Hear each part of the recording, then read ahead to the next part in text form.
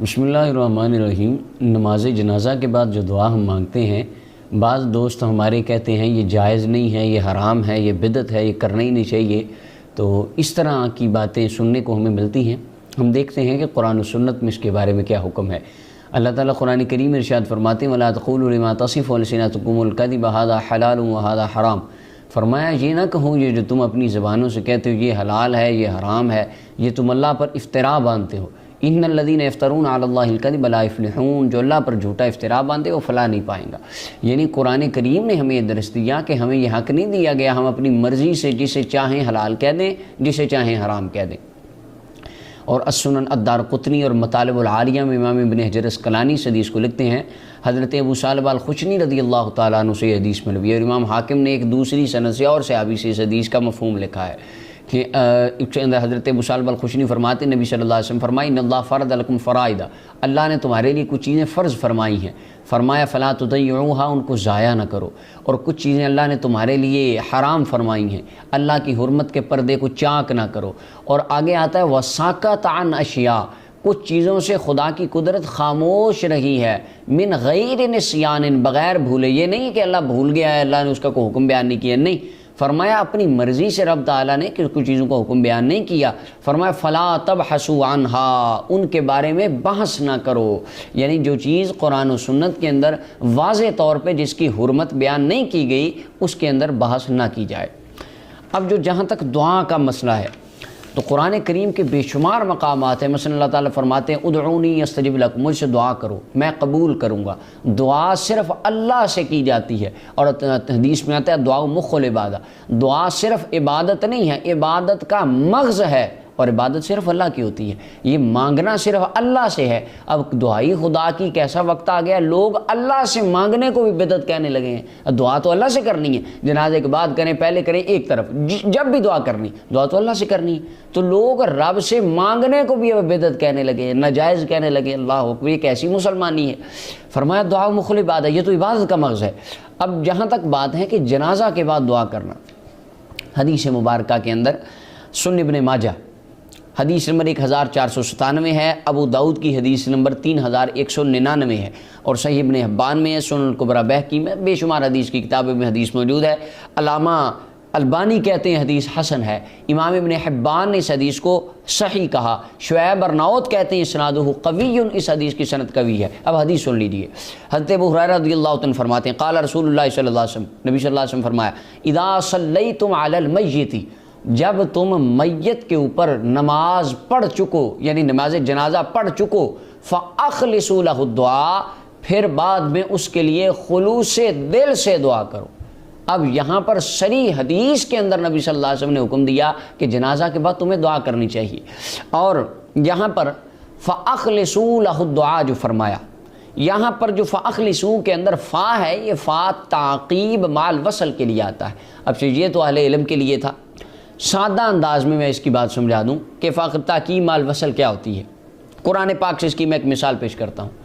اللہ تعالیٰ جمعے کا ذکر فرماتے ہوئے اللہ تعالیٰ ارشاد فرماتے ہیں فَإِذَا قُضِيَتِ الصَّلَاةُ، جب نماز پڑھ لی جائے، ادا کر دی جائے، فَانْتَشِرُوا، پھر بعد میں یعنی نماز پڑھنے کے بعد زمین میں پھیل جاؤ، وَابْتَغُوا مِنْ فَضْلِ اللَّهِ، رزق تلاش کرو۔ وہ یہاں فضل سے مراد رزق ہے۔ اب یہاں پر اور اسی طرح اذا صلیتم علی المیت فاخلصوا، پھر بعد میں خلوص دل سے دعا کرو، جس طرح یہاں فرمایا جب نماز پڑھ لو پھر بعد میں زمین میں پھیل جاؤ اور اللہ کے بارگاہ میں رزق تلاش کرو۔ یہاں پہ کچھ دوست کہتے ہیں نہیں، یہاں پر اس کا مطلب ہے جب تم جنازہ پڑھ رہے ہو نا تو اندر ہی دعا کر لو، خلوص دل سے جنازہ کے اندر ہی دعا۔ اچھا، اس کی سادی سی آپ مثال سمجھیں۔ اب تعقیم الوصل کیا ہوتا ہے؟ میں آپ کو کہتا ہوں آپ میرے پاس تشریف لائیں گے نا جب، پھر میں آپ کو کھانا کھلاؤں گا، تو اس کا کیا مطلب ہے کہ جب آپ آ رہے ہوں گے تو اندر ہی راستے میں کھانا ہو جائے گا؟ کیا یہ مطلب ہے؟ یہ معنی ہے سادے انداز میں تعقیب الوصل کا۔ ایک کام کر لیا، اس کے فوراً بعد اس کام کو کیا جائے گا تو اس فا کو کہتے ہیں تعقیب الوصل کے۔ یہ میں سادہ اس سے زیادہ سادہ نہیں کر سکتا ہے، یہ میں نے مثال دے دی سادہ کی۔ تو فرمایا اذا صلیتم علی المیت، جب تم جنازہ پڑھ چکو، فاخلصوا، پھر فوراً بعد اس کے لیے دعا کرو۔ تو قرآن کریم کے اندر بھی یہ فا تعقیم الوصل کے لیے یہاں پر یہ مطلب تو نہیں ہے جب تم نماز پڑھ رہے ہو تو اندر ہی زمین میں پھیل جاؤ، نماز کے دوران ہی تم دوڑ لگا دو اور جا کے بازاروں میں، یہ مطلب تو نہیں ہے۔ یعنی ایک کام پہلے ہے دوسرا بعد میں ہے۔ فرمایا نماز جمعے کی پہلے ہے، پھیلنا زمین میں رزق کے لیے بعد میں ہے، میرے پاس آنا پہلے ہے، کھانا بعد میں ہے۔ اسی طرح حدیث میں ہے، فرمایا نماز جنازہ پہلے ہے، دعا بعد میں ہے۔ ایک وہ دعا ہے جو نماز جنازہ کے اندر مانگی جائے، ایک یہ وہ دعا ہے جو نماز جنازہ کے بعد مانگنے کا حکم فرمایا۔ اب اس کے بعد دوسری حدیث مبارکہ مسند احمد بن حنبل کی حدیث نمبر 19447 ہے، اور مستدرک امام حاکم کی حدیث نمبر 1334 ہے۔ امام حاکم فرماتے ہیں ھذا حدیث صحیح، یہ حدیث صحیح ہے۔ حضرت عبداللہ ابن ابی اوفا رضی اللہ تعالی نبی صلی اللہ علیہ وسلم کے بڑے جلیل القدر صحابی ہیں، ان کی صاحبزادی کا وصال ہو گیا، یہ ان کا جنازہ پڑھانے کے لیے تشریف لے گئے۔ ثم کبر علیہا اربعا، انہوں نے 4 تکبیریں کہیں، 4 تکبیر نماز جنازہ پڑھا۔ ثم قام بعد الرابعات قدر ما بین تکبیرتین یدعو، پھر 4 تکبیروں کے بعد 2 تکبیروں کی مقدار آپ کھڑے رہے اور کھڑے ہو کر اس تکبیروں کے جو وقفہ تھا مقدار کے مطابق اس کے اندر اپنی صاحبزادی کے لیے دعا کرتے رہے۔ اب 4 تکبیر نماز جنازہ کے بعد دعا کرنا یہ رسول اللہ کے صحابی کی سنت ہے، اور یہ حدیث صحیح ہے۔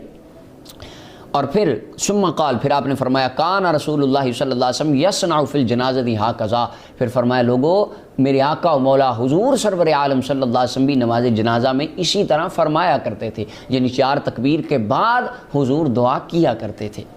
اور امام حاکم کہتے ہیں حدیث صحیح ہے، اور جو حدیث اس کی حدیث کی سند کے اوپر جو دوست اعتراض کرتے ہیں، امام حاکم نے آگے ان کا بڑا پیارا خوبصورت چھوٹا سا جواب دیا ہے، اس کے میں بتا دوں۔ امام حاکم فرماتے ہیں وَإِبْرَاهِيمُ بْنُ مُسْلِمٍ لَمْ يُنْقَمْ عَلَيْهِ بِحُجَّةٍ، اب جو اس کی سند پہ اعتراض کرنے والے ان کے لیے یہ جواب کافی ہے۔ اب آگے سنیے تیسری حدیث، مصنف ابن ابی شیبہ، امام بخاری کے استاد اس حدیث کو لکھتے ہیں، مصنف ابن ابی شیبہ کی حدیث نمبر 11831 ہے۔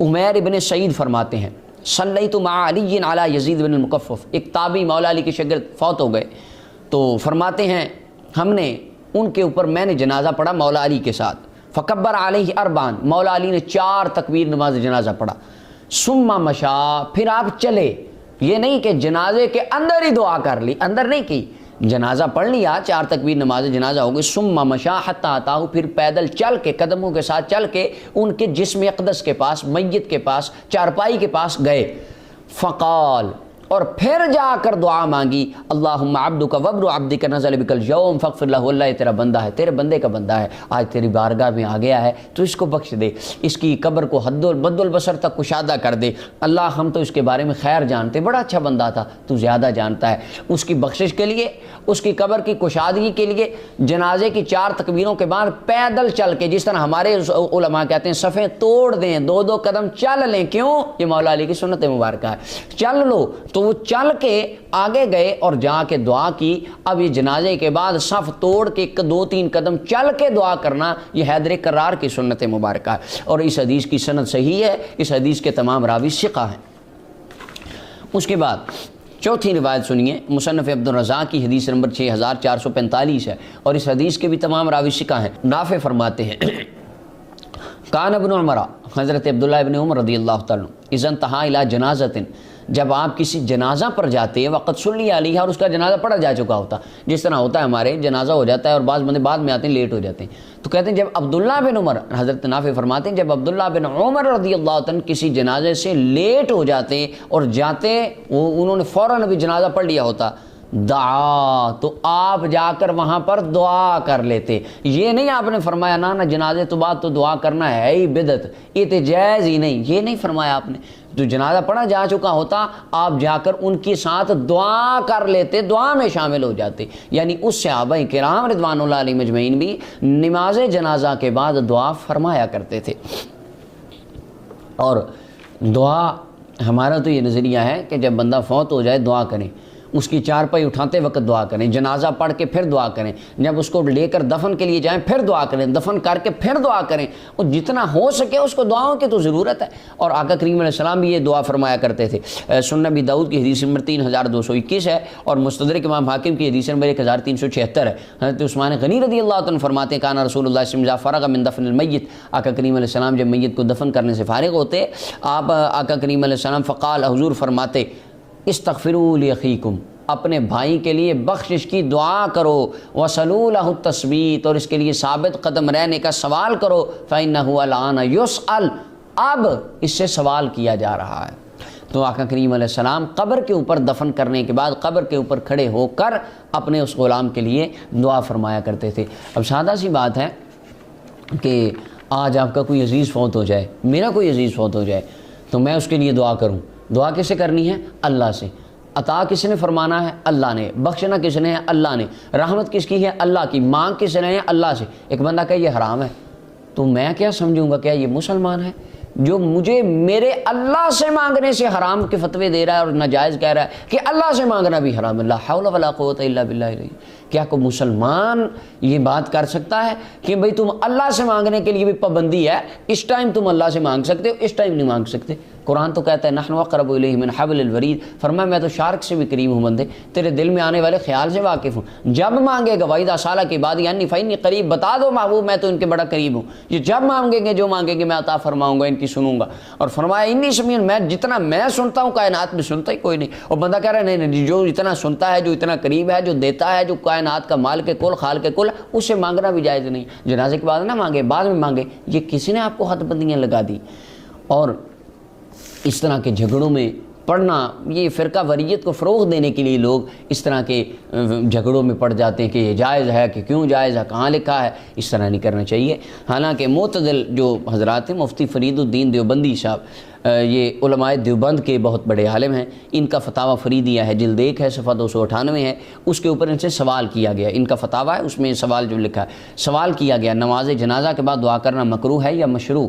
تو آگے مفتی صاحب نے جواب لکھا، کہتے ہیں صفوف میں کھڑے ہو کر دعا کرنا ممنوع ہے، اور صفوف شکستہ کرنے کے بعد مشروع ہے، یعنی صفیں توڑ کے دعا کرنا، یہ مفتی فرید الدین دیوبندی صاحب لکھتے ہیں، کہتے ہیں صفیں توڑ کے دعا کرنا یہ جائز ہے۔ اس کی وجہ فقہائے کرام فرماتے ہیں اگر صفیں توڑنے کے بغیر دعا کی جائے تو دیکھنے والا سمجھے گا شاید سلام پھیرنے کے بعد دعا کرنا یہ جنازہ کا حصہ ہے، حالانکہ حصہ نہیں ہے۔ تو جب صفیں توڑ دی جاتی ہیں تو لوگوں کو پتہ چل جاتا ہے کہ جنازہ تو نہیں ہو رہا، جنازے کے لیے یہ شرط ہے کہ صفیں بنائی جائیں، تو جب صف توڑ دی تو کسی کو شک نہیں ہوگا کہ یہ جنازہ ہے، تو توڑ کے دعا کی جائے۔ اور جس طرح مولا علی رضی اللہ عنہ کے پیچھے حدیث گزری کہ آپ 2-4 قدم چلے، اسی جگہ پر نہیں کھڑے رہے، چل کر جا کر آپ نے دعا کی، تو لہٰذا صفوف کو شکستہ کر کے یہ دعا کرنا آقا کریم علیہ السلام، آپ کے اصحاب تابعین کی سنت ہے، اور اللہ تعالیٰ سے مانگنا ہے، عطا رب نے فرمانا ہے، جتنی ہو سکے کثرت سے مرحومین کے لیے دعا کریں، اور اس طرح کے مسائل میں